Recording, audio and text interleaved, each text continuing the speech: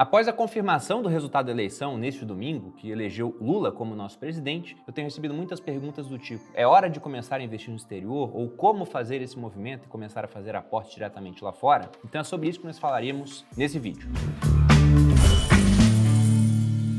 E aí, pessoal do Você Mais Rico, aqui quem fala é Bruno Perini, criador do canal. E antes de entrar no assunto do vídeo, onde eu vou falar sobre investimento no exterior e vou mostrar a parte prática, vou fazer a compra de um ETF lá fora, eu quero lembrar sobre a abertura da 19ª turma do Viver de Renda, que vai acontecer agora na próxima segunda, no dia 7 de novembro. E para você que acompanha o canal e quer ter desconto para se inscrever na turma, eu lembro da parceria que eu fiz com a startup de gamificação Tuto, onde ao final de cada vídeo que eu tô gravando, vocês podem acessar o link na descrição, participar de um quiz e acumular pontos que poderão ser trocados por relatórios da casa de análise Speech ou por um desconto de até R$1.000 no Viver de Renda. Se você juntar 1.000 pontos, e para isso você deve acessar o link desse vídeo e dos vídeos anteriores, você pode trocar os 1.000 pontos por R$1.000 de desconto. Também vai ter como trocar 500 pontos por R$500 de desconto. E na hora que você responde o quiz, você aprende mais sobre o conteúdo do vídeo, grava melhor aquilo que você ouviu. E além disso, a gente costuma deixar benefícios. Já colocamos lá a planilha que eu uso para fundos imobiliários, colocamos uma planilha para reserva de emergência, e o benefício dessa vez é um relatório do Felipe Arraes, da série Você Investidor Global, lá dentro da Speech, que fala sobre fazer market timing no mercado americano. Se vale a pena você esperar para enviar dólar lá para fora, ou se quando você envia dólar é melhor desconsiderar esse fator tempo, porque afinal de contas, se o dólar está mais alto, a bolsa lá está mais barata, quando o dólar está mais barato, tem mais otimismo global, a bolsa lá está mais cara, e um anula o outro. Eu não vou dar spoiler para vocês, na verdade talvez eu dê um pouco ao longo desse vídeo, mas vale a pena você olhar o relatório para tirar uma conclusão sobre isso. Voltando para o assunto do vídeo, eu quero lembrar que, independentemente do resultado da eleição, eu sempre vou defender que você tenha uma parcela do seu capital alocado em outra economia, em outra jurisdição, para que você fique livre, ou pelo menos mais resiliente, do risco político que nós temos aqui no Brasil.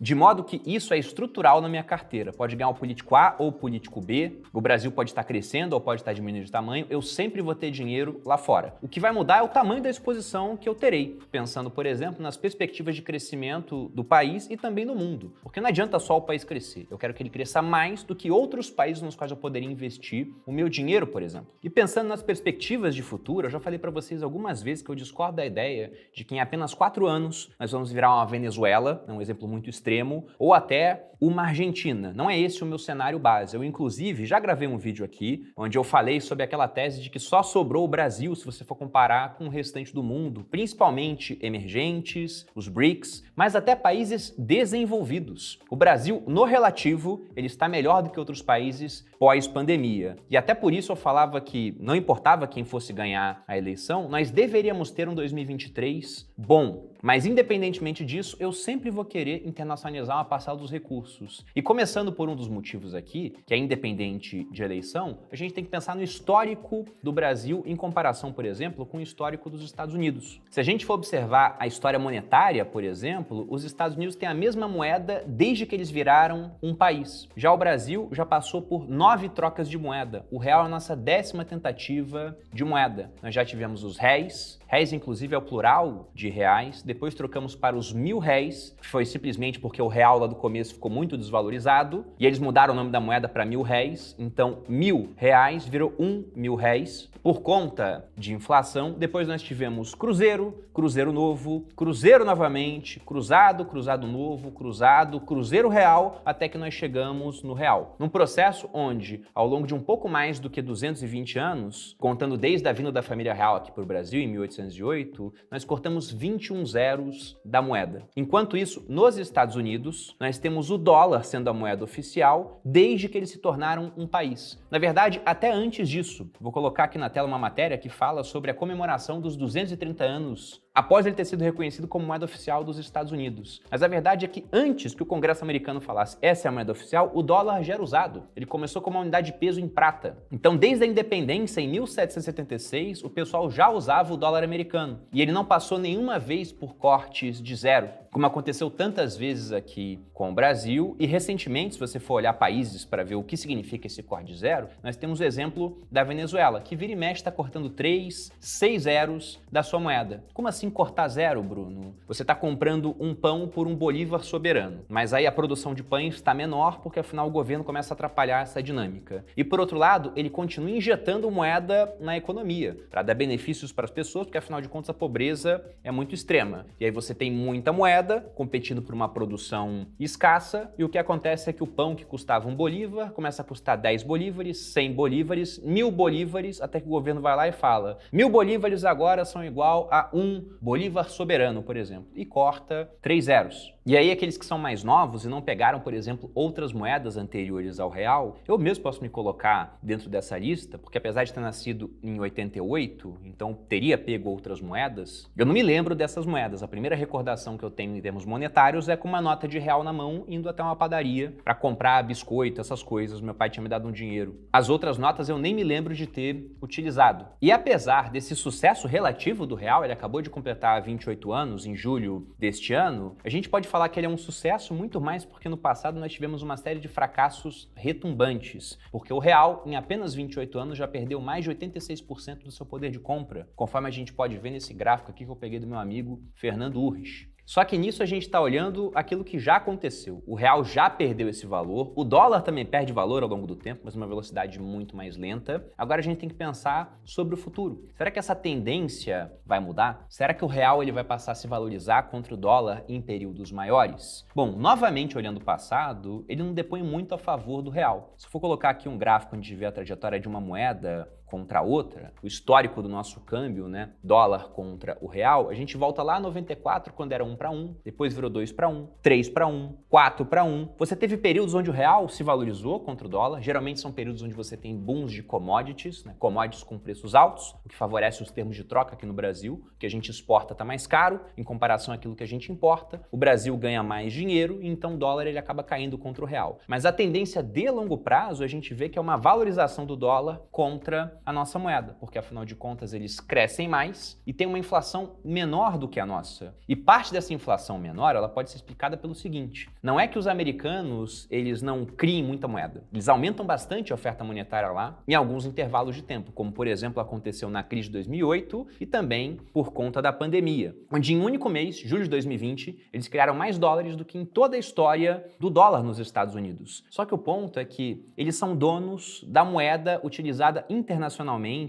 como meio de troca e também como uma reserva de valor. Você pega os bancos centrais espalhados pelo mundo e eles têm reservas em dólar. Inclusive, nesse ano, em fevereiro, quem não se lembra dos Estados Unidos confiscando as reservas do governo russo por conta da invasão da Ucrânia, utilizando o dólar como uma arma de guerra, como uma sanção para aquele país. E aí, como todo mundo demanda dólares, é mais difícil o dólar perder valor se todo mundo está querendo comprar aquele negócio, em comparação com o real, que é uma moeda exótica de um país emergente, por isso é muito menos demandada por outros países. Quem demanda reais geralmente são os nossos vizinhos, que têm bastante comércio com a gente e contam com moedas ainda piores do que a nossa. Então, por conta disso, a tendência histórica depõe a favor do dólar contra o real. Tanto que se a gente for comparar, conforme vocês vão ver aqui na tela, o EWZ, que é um ETF de bolsa brasileira negociado lá em Nova York, que é uma espécie de Bovespa em dólares, tem uma composição mais ou menos parecida, contra a performance do dólar em si, dessa moeda que a gente sabe que perde valor ao longo do tempo, o dólar ganha o DWZ, sendo que o EWZ é tipo o Ibovespa, e você pega o Ibovespa, ele está subindo ao longo do tempo, mas ele está subindo enquanto a nossa moeda está se desvalorizando em relação à moeda americana. Então acaba sendo uma vitória, mas aquela vitória de pirro, que tem um gosto de derrota no final das contas. Você ganha mais dinheiro, mas se for trocar por dólar, você tem menos ao longo do tempo, sendo que eu prefiro ser mais rico em termos internacionais do que apenas em termos locais. E aí você pode pensar, poxa, mas dentro desse raciocínio, o dólar agora ele tá caro ou tá barato? Porque a gente viu, após a confirmação da eleição do Lula, o dólar caindo durante os 2 primeiros dias, com o mercado se adequando a novas expectativas. Inclusive, esse foi um movimento imprevisto por muitas pessoas. Eu, por exemplo, tinha uma opinião contrária. Eu achava que o dólar iria subir nesses primeiros dias. Na minha visão, o dólar iria subir e estatais iriam cair. As estatais caíram de fato, com medo de gerência política, mas o dólar, ao invés de subir, com pessoas fugindo do risco, teoricamente, ele acabou caindo. E parte disso por conta do Lula ser melhor visto em termos ambientais ambientais do que o Bolsonaro. E há muitos fundos lá fora que já têm aquele compromisso com o ESG, de investir somente em economias, em empresas que têm uma preocupação com o meio ambiente, com a parte de governança e com a parte social. Então, nesse primeiro momento, o dólar ele até caiu. E talvez ele venha a cair mais. Só que tem outro ponto que também independe do governo, do Poder Executivo. Porque quem controla isso é o Banco Central e durante os próximos 2 anos o Banco Central vai estar na mão do Roberto Campos Neto, que já está há 2 anos no comando do banco. E o Banco Central é aquele responsável por definir os rumos da nossa taxa Selic. E o que a gente está vendo agora, em termos de Selic, é que já há 3 reuniões ela está no mesmo patamar de 13,75 e as expectativas para o final do ano, a última reunião que vai ter em dezembro,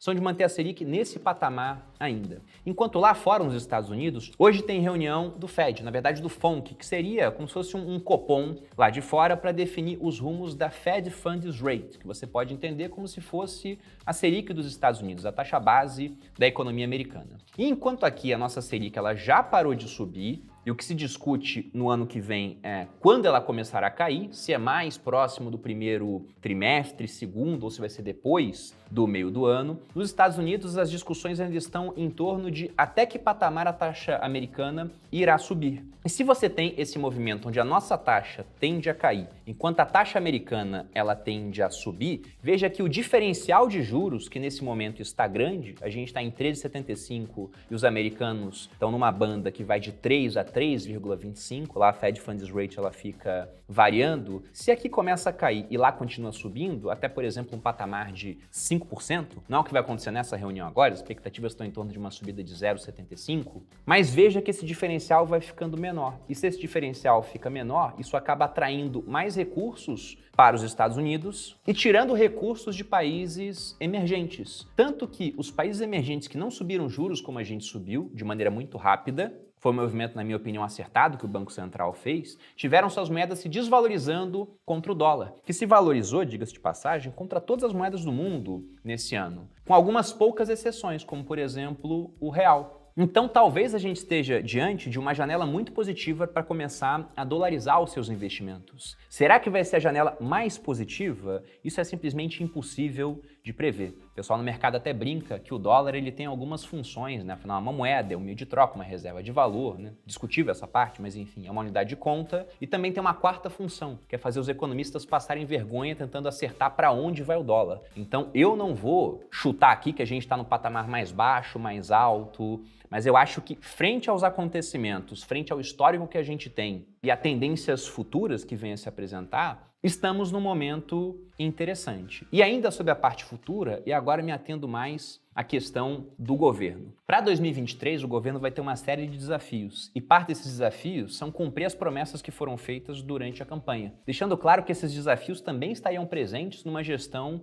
Bolsonaro, porque se você pega o Auxílio Brasil, ele era temporário e agora vai virar permanente. Isso era promessa de ambos os candidatos. Com o valor mais alto, passaria a R$600. Alguns colocavam, por exemplo, que haveria um 13º para mães de família que recebiam o Auxílio Brasil, ou que você teria uma contribuição maior dependendo do número de filhos que a família tem. Eu não sei se isso vai vingar ou não, mas essa conta do Auxílio Brasil ficaria em torno de 60 bilhões, só pelo fato de serem R$600. Essa parte do 13º ficaria em mais ou menos uns 10 bilhões. Você ainda tem também a manutenção da desoneração de alguns impostos, como PIS, COFINS, IPI, essa conta ficaria em mais ou menos 67 bilhões. E aqui eu estou usando dados que eu peguei do Leonardo Siqueira, economista que inclusive foi eleito deputado estadual aqui por São Paulo pelo Partido Novo. E você ainda tem também aquela promessa da correção da tabela de imposto de renda, que não é corrigida desde 2015, isentando pessoas que ganham até R$5.000 por mês de pagar imposto. O custo disso estaria em mais ou menos 17 bilhões. Então, juntando tudo que eu coloquei aqui, nós chegamos a um total de 154 bilhões de reais. Parte disso teria que ser distribuída pelo governo como benefício, e uma parte seria o governo abrindo mão de receita, porque está falando que não vou recolher PIS, COFINS, IPI e imposto de renda desse pessoal que ganha até 5 mil. Sendo que a expectativa para o ano que vem já seria de um déficit, ou seja, a gente iria gastar mais do que arrecada. Isso acaba se traduzindo em mais dívida, por exemplo, para que você possa financiar esses gastos. A não ser que o governo venha a aumentar impostos, o que geralmente tende a ser evitado porque é uma medida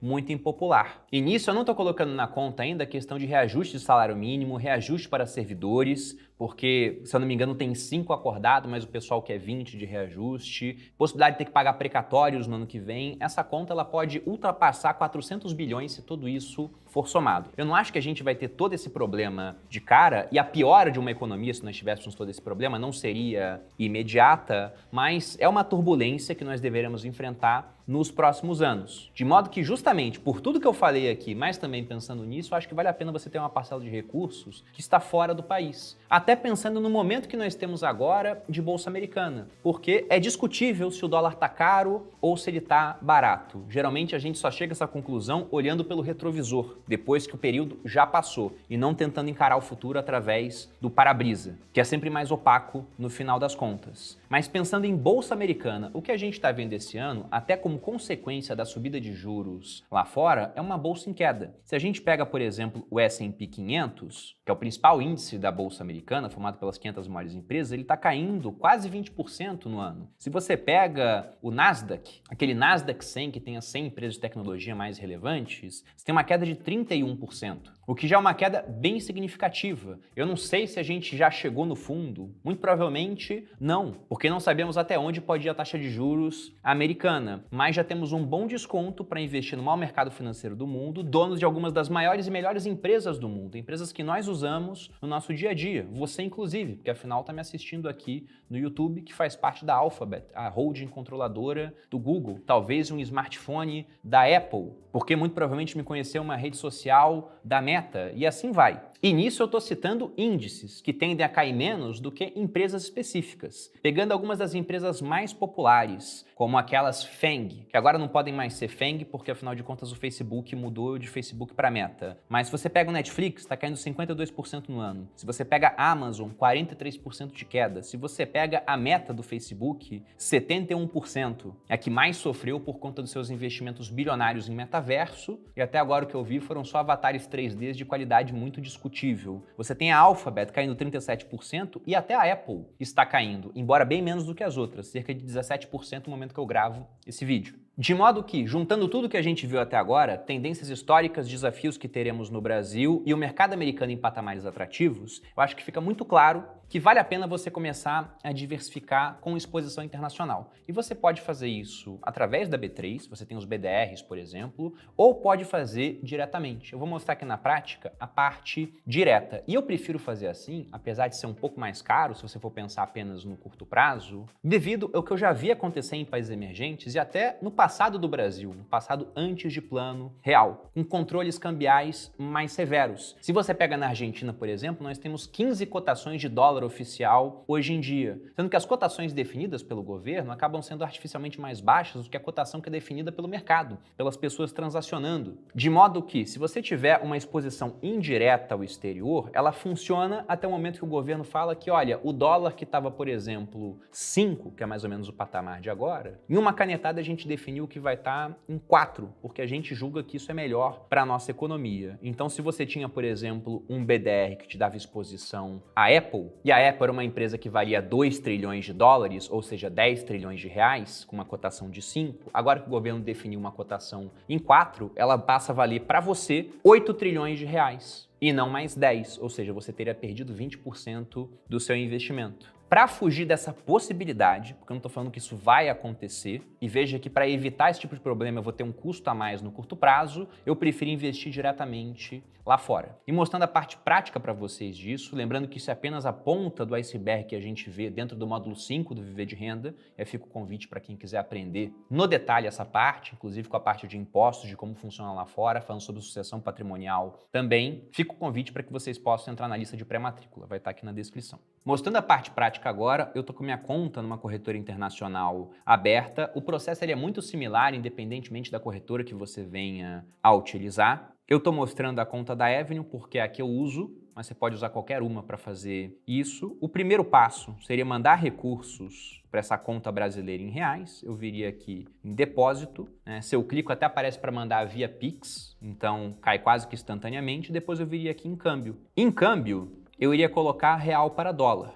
Ele não deixa aqui a opção diferente porque é feriado hoje no Brasil, então não funciona em feriado. Coloco para continuar. Ele pergunta se é para investimentos ou para banking. Eu vou colocar para investimentos, o IOF ele fica mais baixo, em 0,38. coloco para continuar. Ele pergunta se é para investir em ações ou em fundos ETFs. Eu tô com uma cabeça de comprar mais ETFs lá fora do que simplesmente empresas individuais. Mas eu poderia colocar ações e depois mudar de ideia, tá? Isso aqui não é algo que vai sentenciar o seu dinheiro a ser investido somente em fundos e ETFs se você não colocar ações. Mas eu vou colocar fundos e ETFs, coloco para continuar. Eu tenho a opção de fazer o câmbio instantâneo, onde eu pago um pouco mais caro, ou posso fazer o câmbio para cair no dia seguinte. Eu não vou fazer nenhum dos dois, porque eu nem mandei o Pix e eu já fiz isso ontem, no final das contas, mas eu colocaria instantâneo e aí teria que fazer simplesmente a conversão. Se eu colocasse, por exemplo, R$500, ele mostra que o saldo é insuficiente, eu não tenho real aqui, mas eu teria $90. E aí poderia começar a fazer os investimentos. Agora, na parte dos investimentos, é muito parecido com o que a gente vê no Brasil. Eu viria aqui em investimentos, colocaria aquilo que eu quero comprar, vou colocar aqui o ETF Voo, que é um dos vários ETFs que dá exposição ao S&P 500, aquele índice que tem as 500 maiores empresas americanas. Posso colocar a ordem a mercado, ela simplesmente vai ser executada comprando daquela pessoa que está vendendo pelo menor preço. Vou definir aqui a quantidade, colocar aqui, por exemplo, que eu vou comprar 10 cotas do ETF Voo. A taxa de corretagem está em 0, porque eu não peguei o pacote Premium da Avenue,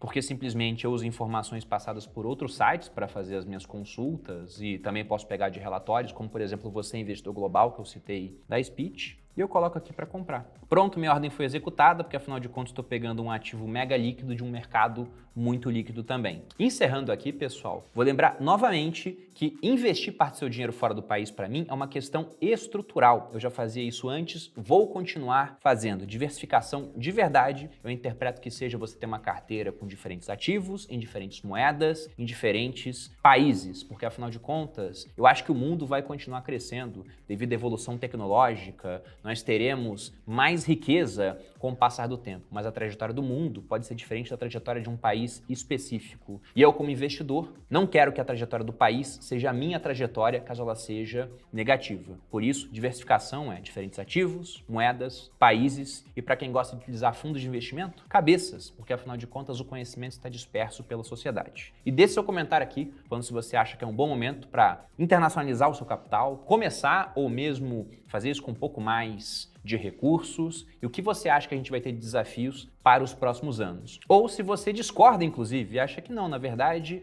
nesse momento, acho que o Brasil está muito mais atrativo. O que é um raciocínio válido. Eu mesmo tenho mais exposição ao Brasil hoje do que eu geralmente tenho, porque considero a nossa bolsa muito barata e considero ainda que a gente vai ter um 2023 interessante. Depois, aí vai ter que ver o que o governo vai fazer, quais vão ser as políticas, quem vai estar à frente dos ministérios, quais serão os planos, etc. Eu vou ficando por aqui, agradeço a sua audiência e lembro novamente do convite para fazer parte do VR19. Na segunda-feira, a gente abre as inscrições. Grande abraço e até a próxima!